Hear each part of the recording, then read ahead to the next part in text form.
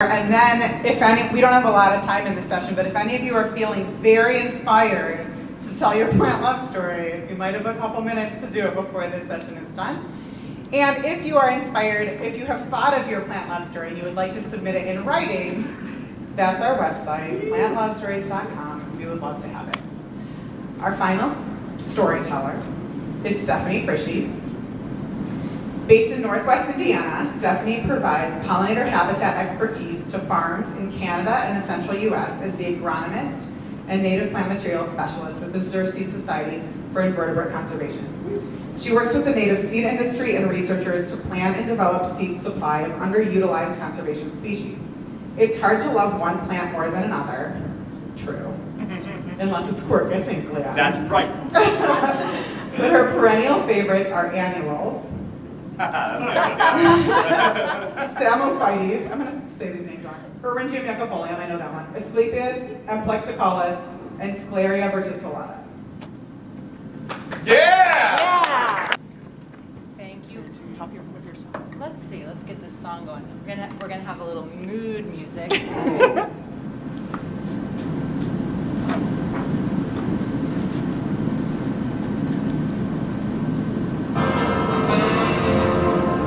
Lower the volume. I just want this in the background. Nice, okay. All right. So sorry if you get this earworm. You don't have to watch the video. It's really just for the mood, the music here.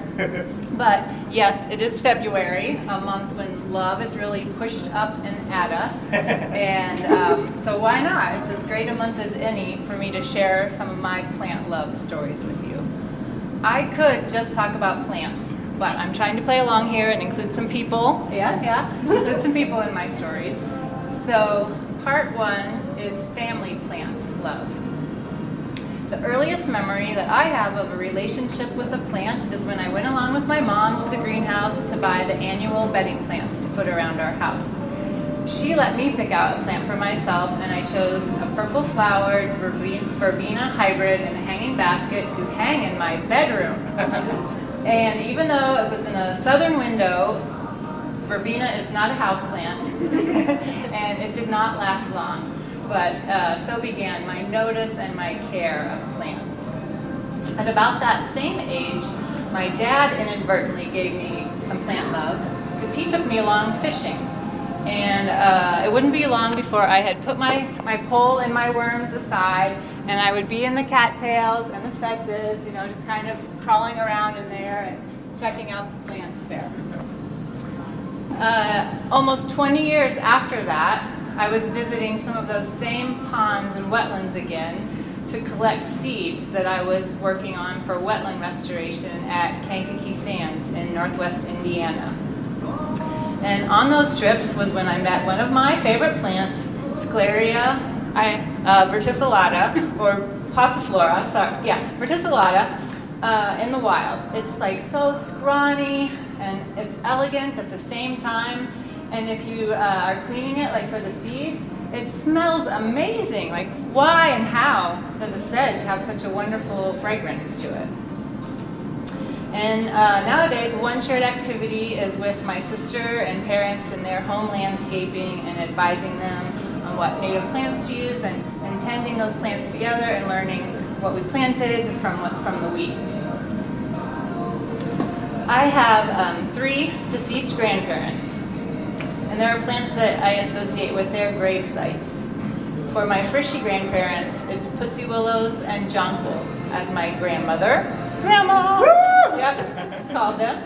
And for my grandpa Young, who is buried in Wisconsin, we always put a grave blanket of evergreen boughs at his grave site in December. It marks Christmas, and it also marks the month he died. And, you know, if you're buried in Wisconsin, you'd want a grave blanket also. Love is all around because plants are all around. Part 2, romantic plant love. Yeah. Many years ago, I was a Peace Corps volunteer in the scrublands of southeast Bolivia. I love dry biomes and their grassy, open, thorny, sclerophyllous vegetation. Southeast Bolivia is like that. Oh, it's great. And I had a boyfriend at the time who was a local. That was also great. We were hiking on his family's land, and we kind of see the same 3 common cactus species. And I also loved those cactus plants. I loved them so much that I wanted to possess them and cage them up and put them in pots on my patio. And he was such a great boyfriend that without prompting, he pulled out the pocket knife he had and he said, "Which one would you like?" And I said, "Oh, maybe, I guess this one." And we were bad, we did some poaching, but it was on his land of abundant species, and I got my cactus plant for my patio. That was a good relationship.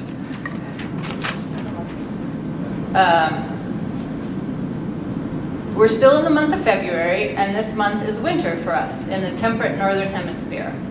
Herbaceous plants are alive, but they're underground right now and not so visible. I'll admit I have tree blindness. I know there are trees out there right now, but I'm not very good at seeing them. So the plants that get my love this time of year are house plants and seeds. Seeds might be little pebbles, but they are also plants with all the future generations inside of them. And I think of seeds in the wild that are out on the ground.